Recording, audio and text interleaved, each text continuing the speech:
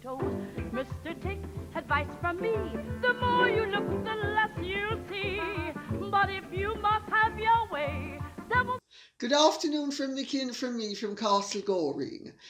We have a lot of ground to cover today and some really rather positive developments in terms of the authorities in Britain slapping Meghan and Harry down and reminding them that they are not the great censors. But we will come to that in a moment. Oh dear, I think Nikki's coughing or choking on something. But we will plunge right in because I think she's okay now. Clodagh Bridget Ní Calica says, Dear Lady C, thank you for your honesty and candour. My pleasure. You are a champion of truth and free speech. Hopefully. 2 questions. Do you think the evil pair will react to Ofcom's ruling on Piers Morgan's comments about the Oprah interview? How do you think Sunshine Sachs can spin things, especially now Princess Pinocchio seems like a very apt name? Looking forward to your insights, Clodagh. Well, of course, to those of you who don't know, she is referring to the findings of Ofcom, which I will actually read out some of them to you because it's really interesting. Ofcom, which is the governmental body briefed with overseeing the conduct of programs and people on television to see that broadcasting is maintaining a certain standard. And people complain to it systematically. For instance, when, what's that creep's name?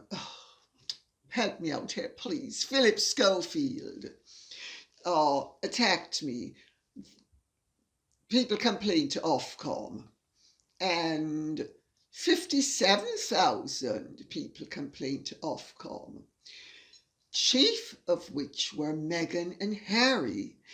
And Meghan and Harry and their PR people marshalled the troops to have people complain about Piers Morgan stating that he did not believe a word that came out of Meghan's mouth at the Oprah interview. And as many of us know, he was duly dismissed by that brave freedom fighter, Dame Caroline McCall, who immediately dismissed him before any of the evidence was in, before proper consideration was given. She's the head of ITV, and it just goes to show. Gosh, with heads like those, we could certainly do with a few more feet and maybe an armpit or 2.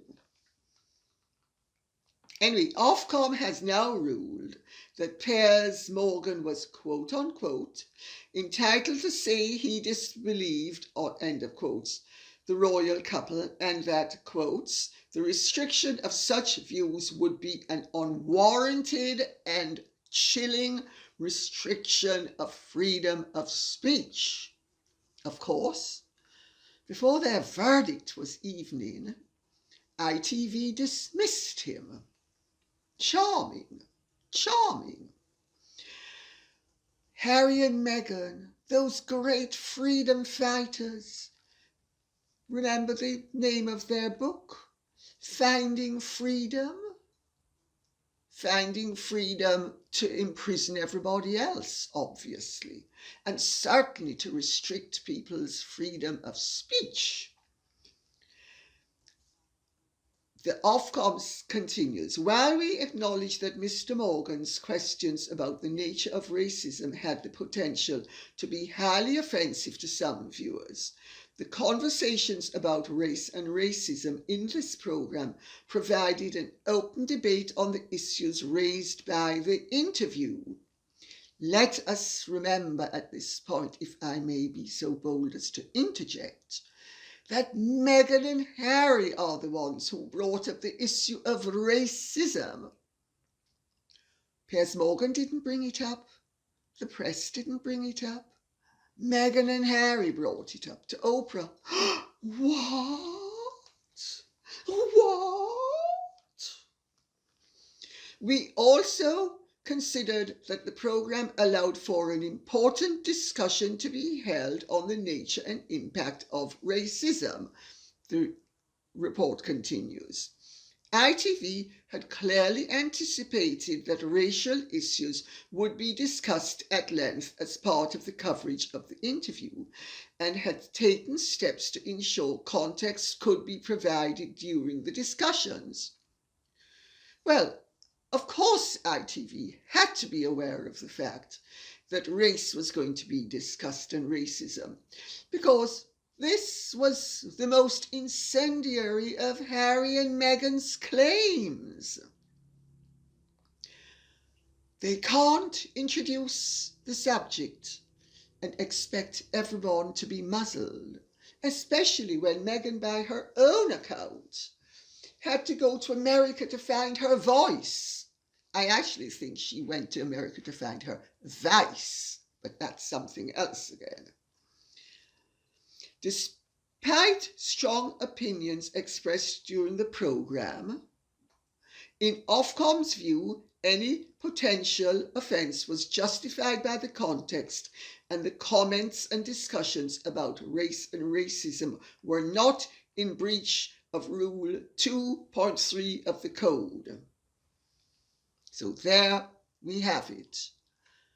Finally, now that we have a Prime Minister who, for all his failings, and he has many, believes in freedom of speech and has been encouraging freedom of speech, we now have a governmental body behaving in a truly liberal manner, as opposed to finding illiberal findings at the expense of liberality. Because I have to tell you, I've said this before and I'm going to say it again, I am a true liberal. I believe in liberality. I do not believe in censorship. I do not believe in, I suppose, what you could now call illiberal orthodoxy.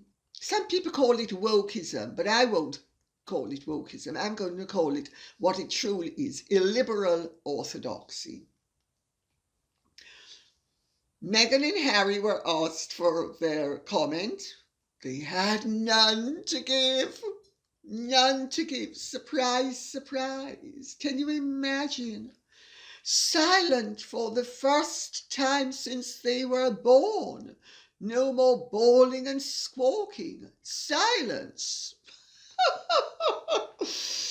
Gosh, that really shows the desperation. What will their reaction be?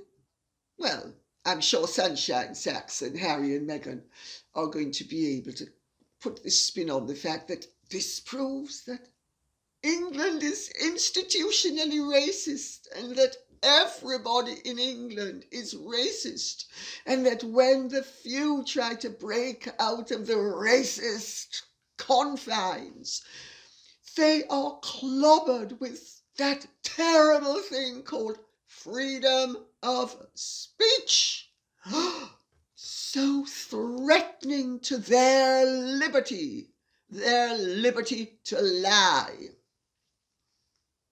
Well, let's give the final word to dear old Piers Morgan, who said, "I'm delighted Ofcom has endorsed my right to disbelieve the Duke and Duchess of Sussex's incendiary claims to Oprah Winfrey, many of which have proven to be untrue. This is a resounding victory for free speech and a resounding defeat for Princess Pinocchio's. Do I get my job back? That is a very good question. And I think we should await developments. Is that McCall woman going to have the backbone to behave correctly and give the innocent broadcaster back the job that she dismissed him from on spurious and now unfounded grounds? Or is she going to be a niggardly coward? Time will tell.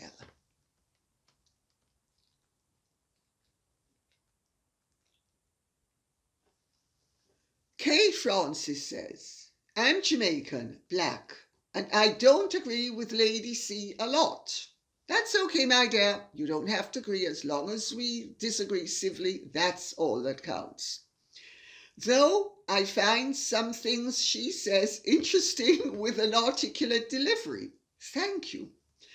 The more I've listened to her and followed my own research, I think that Harry is the quote-unquote dirty rascal who is quote-unquote pimping out his wife. And do I agree? It's a very interesting interpretation, I've got to tell you, my dear Kay Francis. There are people who believe that Meghan has liberated Harry, liberated the Harry that was suppressed. I am one of those. You can't hypnotize someone to do something they find fundamentally wrong. And even if she has bewitched him, the mere fact that he does what he does with apparent voluntariness would lead one to conclude that at least a part of him is doing it willingly. Yes, she has certainly influenced him. Yes, she has dripped poison in his ear. Yes, she has got him to think of things in an entirely different way by his own account. But I would suggest that, as the Jamaicans would say, psyche met trim. Or Batty met bench. Or, to put it in a slightly more universal way, armpit met deodorant. I think they fit together frighteningly perfectly.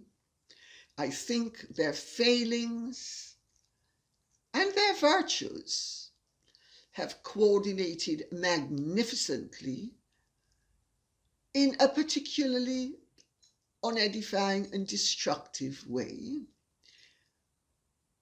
And yes, I think that he encourages her and she encourages him. I still think she is the brains behind the operation because he doesn't have any. She has brains. She was a successful hawker of her wares long before she met him. The TIG, her podcast or whatever it's called, was very successful. That does not show an idiot. That shows that the woman has brains. And since she was deeply involved with the whole of that enterprise, I think we can safely say that she is the brains behind the operation. Who is the engine? I think they are both the engine. I don't think one is any more innocent than the other.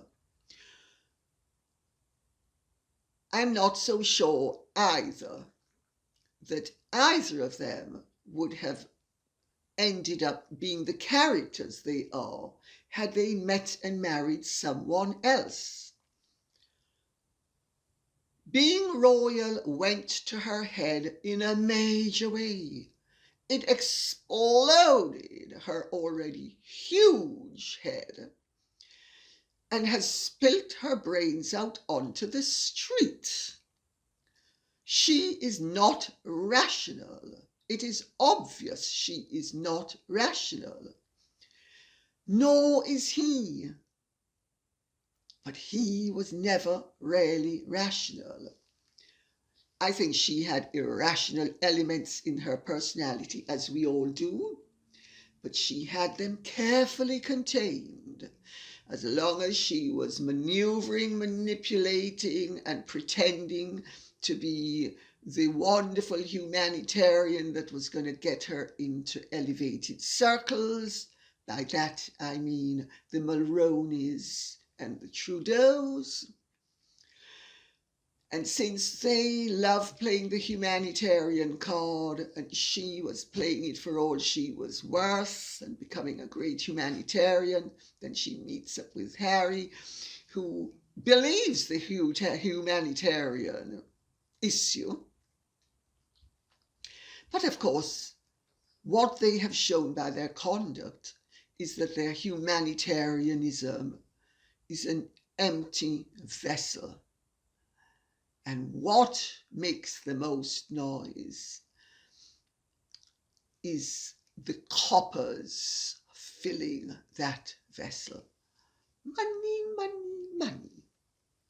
Lady Sheila says, "Dear Lady C, do you think the barrage of noise blaring forth from Chateau Montecito and its various strategically placed mouthpieces and loudspeakers incorporated PR outlets is an intentional, cynical and torturous campaign of abuse, a constant drip to break down the royal family so they will surrender to the Harkles' demands for money to buy their silence, say £250 million plus obvious royal jewellery, including from Princess Diana's collection. Grateful for your thoughts." There are those who would say that you have articulated their beliefs as to what Harry and Meghan are up to very succinctly, and that it is a massive pressure attempt. And notice how politely I put it, for legal reasons, to pressurize the royal family into allowing them to do as they please and fund them while they do so. Because Harry and Meghan aren't making the significant sums that they have broadcast to the world that they are making. They haven't made them, and now that their reputation has been sullied by their own conduct, they're not going to be making them in the future. It's a very good ploy and a very good game plan. Let us see if it works. I personally don't think it will work, but let us see. It might work. Gail MacPhail says, "Dear Lady C, I like to follow all European royalty and wonder if you might show a comparison between how Princess Madeleine of Sweden has built a successful life outside the Swedish royal family with that of the egotistical Meghan Markle and her ginger poodle. Love your collection of jewels and t-shirts." She's Canadian. She has a Canadian flag. Well, actually, I slightly know Princess Madeleine of Sweden's mother-in-law. She's a very beautiful German lady called Eva O'Neill. And her son, Christopher, is married to Princess Madeleine, refused a title so that he could continue to work commercially, and they have moved fully from Sweden and live in Florida. And they lead a very retired, in quotes, private life like any other normal person. No prostituting of themselves or of their positions. He was offered a title and he declined it because he wanted to be able to continue to work. And his work is not prostituting himself or the royal family or any of the negative things that other royals who are embarked upon unsavory commercial activities have been accused of. I would recommend that you Google Princess Madeleine of Sweden. She's a very beautiful young woman. She is evidently extremely charming, very down to earth, happily married, leading an ordinary life, ordinary upper class life. Her children are all titled, but her husband isn't. There is a way of doing things correctly, and the O'Neills are doing it correctly. Debbie Caracas says, I read that Harry's wife has now put Michelle Owen Barack on her poop list since she was not invited to the Martha's Vineyard birthday bash. Is that true? Well,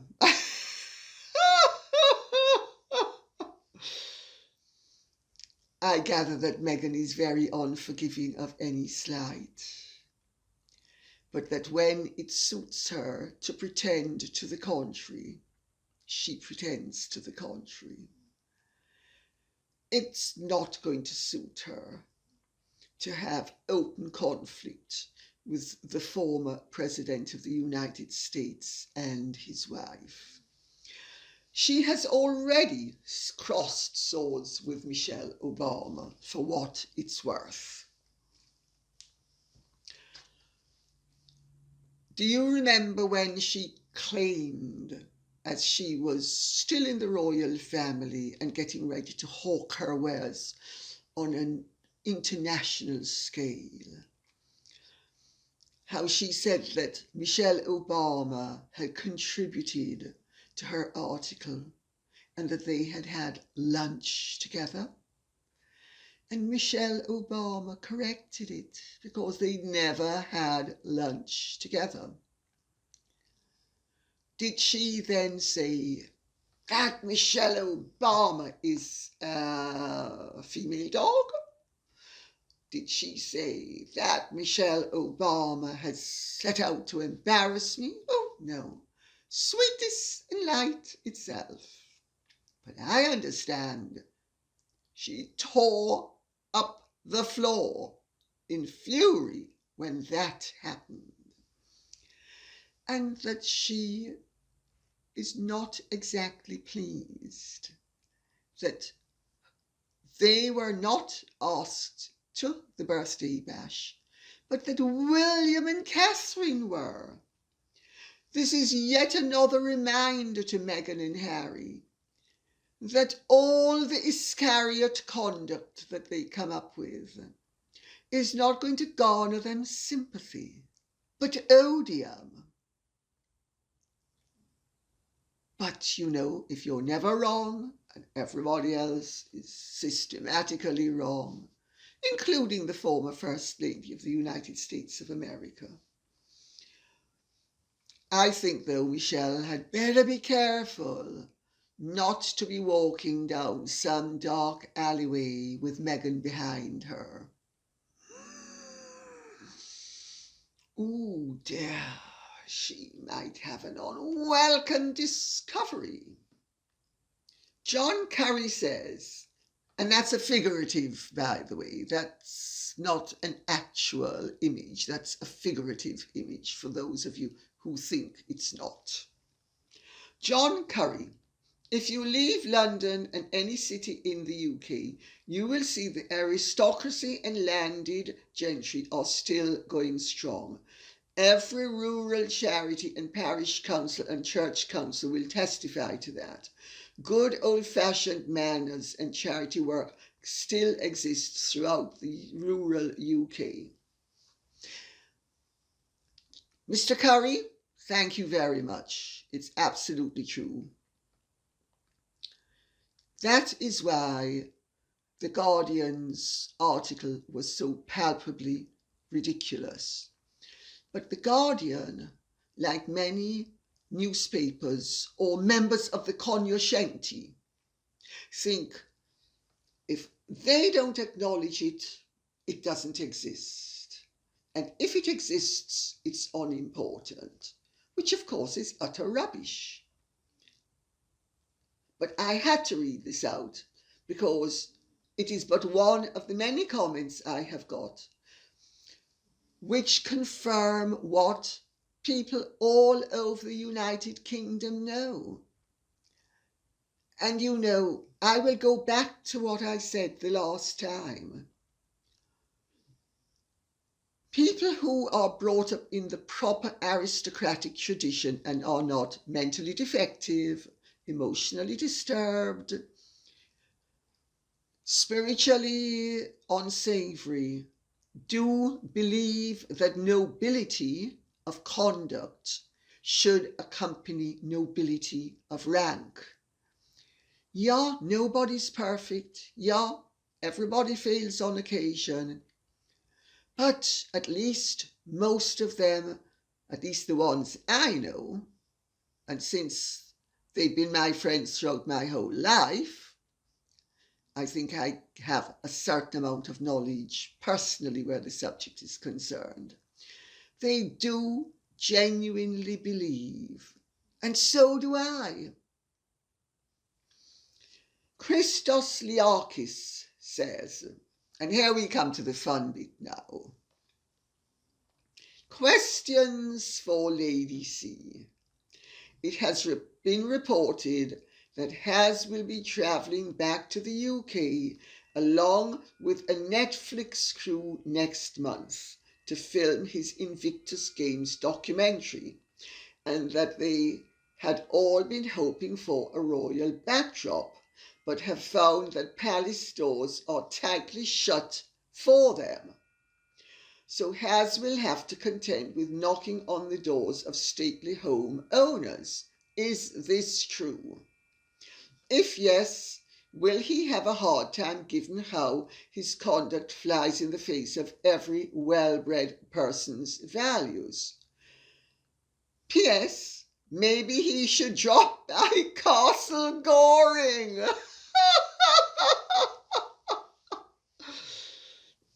Well, if he does, I think I might have to try out the rack. I'm teasing, of course. I'm joking. We have no racks here. Oh, except towel racks. But will I let Harry in? What do you think? What do you think? Harry does have one or two friends who have stately homes. Will they lend them to him? Time will tell. But I can tell you of what's happened to some friends of mine previously. They own a wonderful, wonderful castle in Scotland. And they let it out as the location for one of the royal, this would have been, say, 20 years ago, maybe even 30 years ago now, 20-something years ago, as a location for one of the royal, I forget whether it was a TV show or a film. He was a member of the Queen's bodyguard in Scotland, and he was duly made to stand down.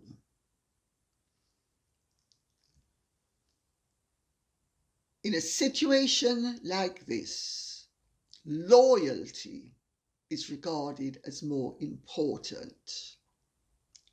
Loyalty to the institution, loyalty to the correct principles, than loyalty to anybody who is disloyal. Let's see what happens. I mean, there are venues that are commercial that will, within reason, let to anyone for anything. I certainly wouldn't let this venue, which is open for her incidentally, and has hosted films, television things, weddings, parties, corporate events, funerals, well, wakes, as opposed to the funeral itself, a host of different things. I would sooner eat grass than let anything to Harry and Meghan. And I am not unique in that regard.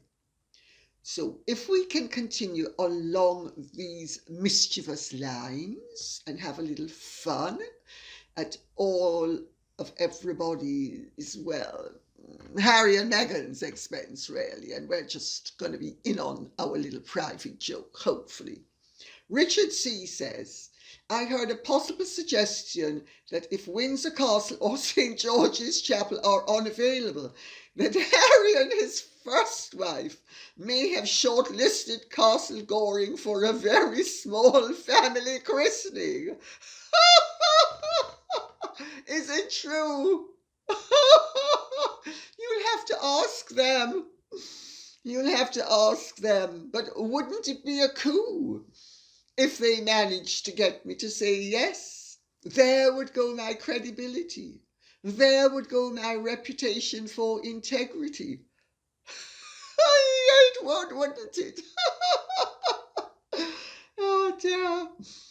Nothing against the child. Maybe we could have the child christened here, but not the parents present. ASDFJKL says, Lady C, again continuing this naughty theme, a few of us naughty viewers were joking under another video elsewhere that perhaps when Harry comes to the UK soon, you might offer him a stay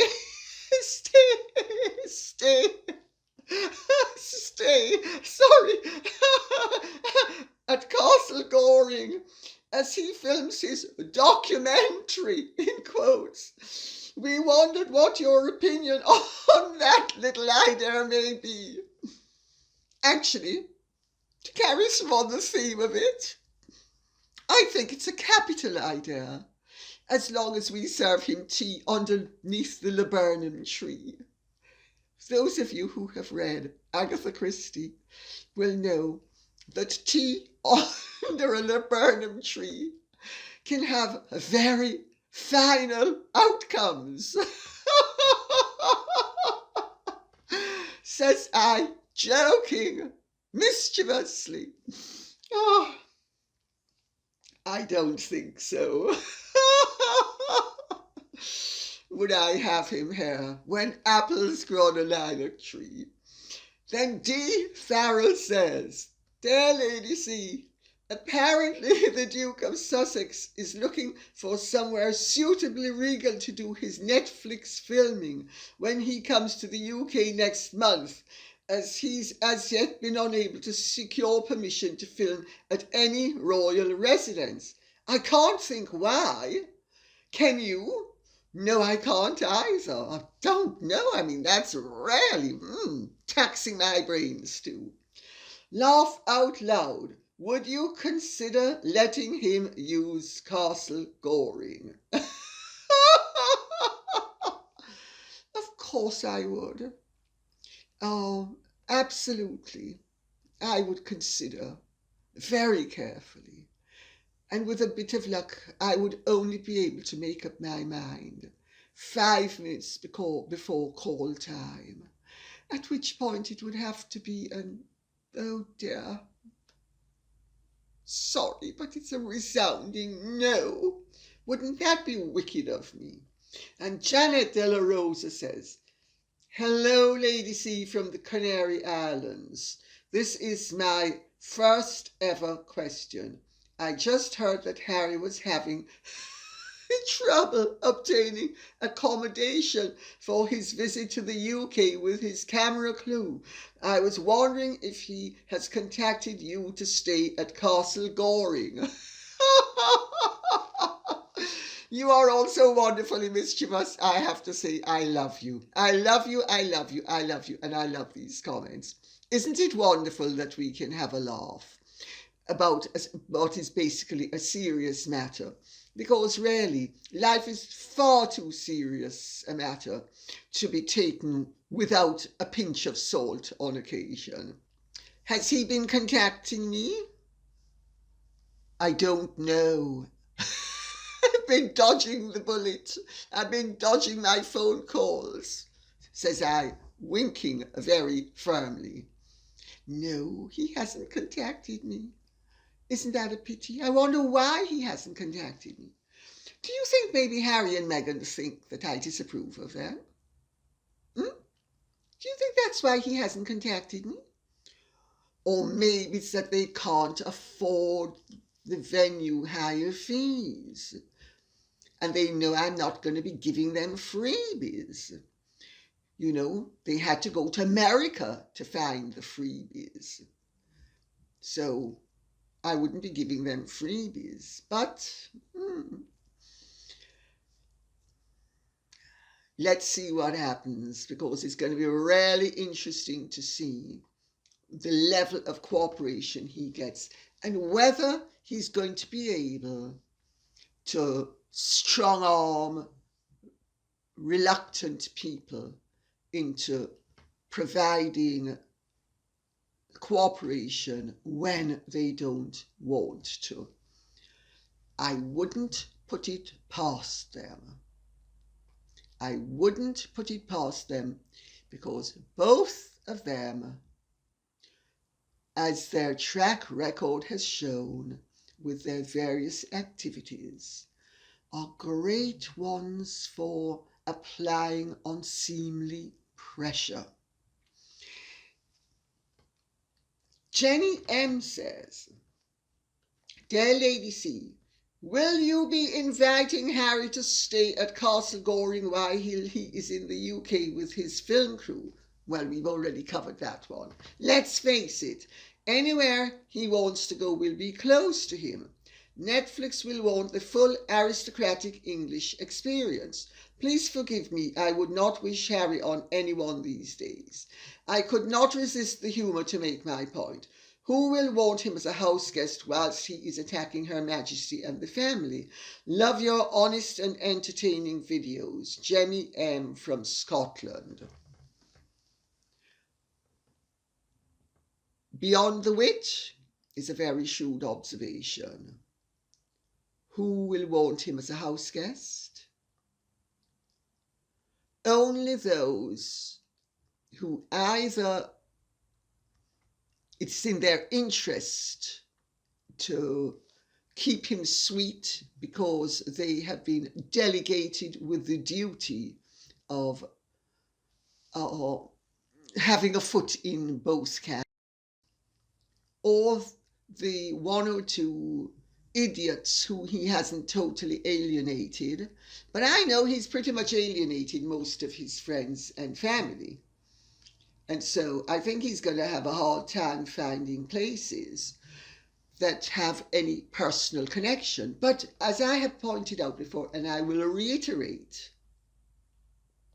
there are venues in this country that will take anyone for the right price.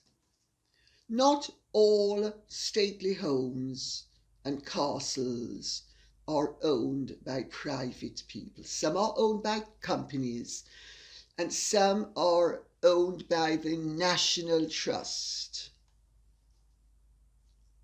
he can go down the National Trust route.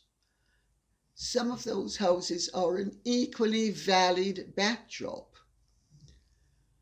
And then the average viewer, not understanding,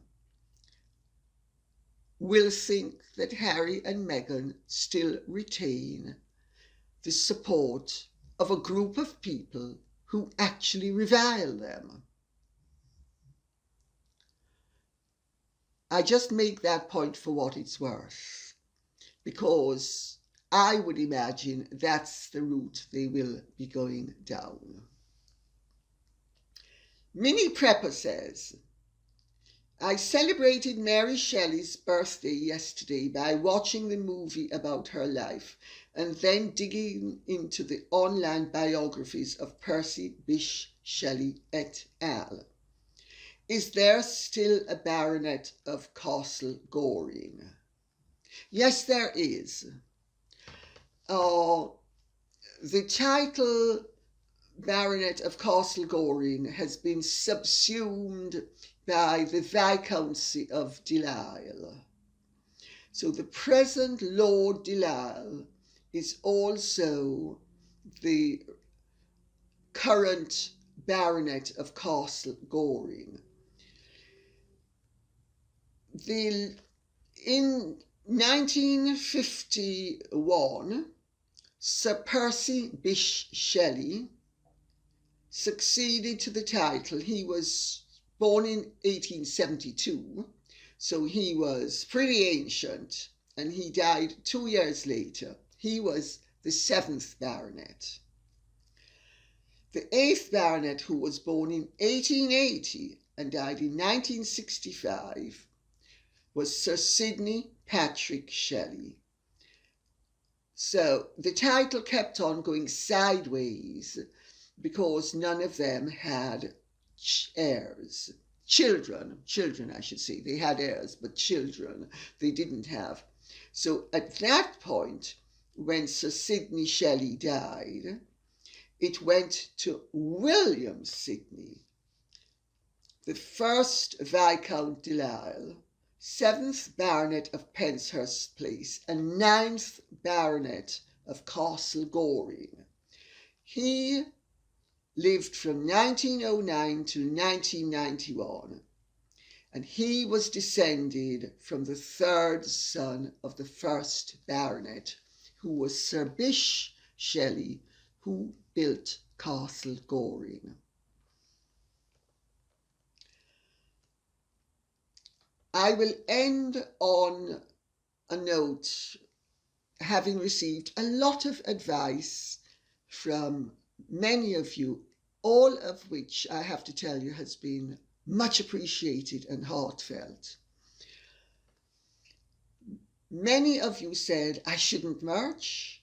Some of you said I should march. Many of you said if I was going to march, I should do it for a charity. And I will end with a representative comment from Karen Green. Dearest Lady C, please don't fall into marching. You are pure class and quality. Thank you. And I would not like to see you selling t-shirts.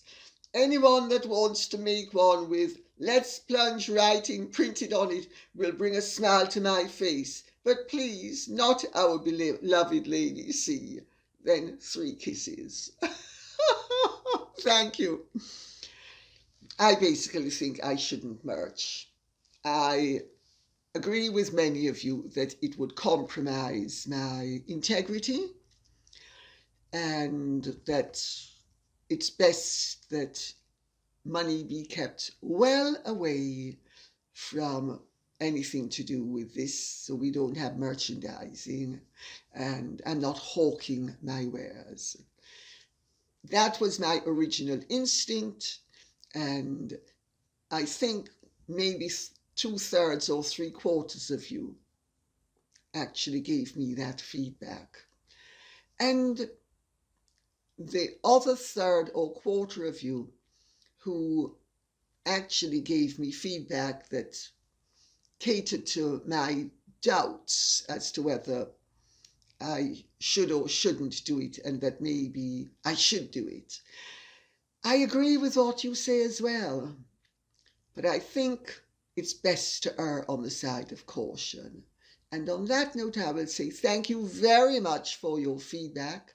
Thank you very much for your interest. I hope this has been of interest to you. If you have liked this, please like, share, subscribe, press the notification bell, and keep the questions and comments coming in.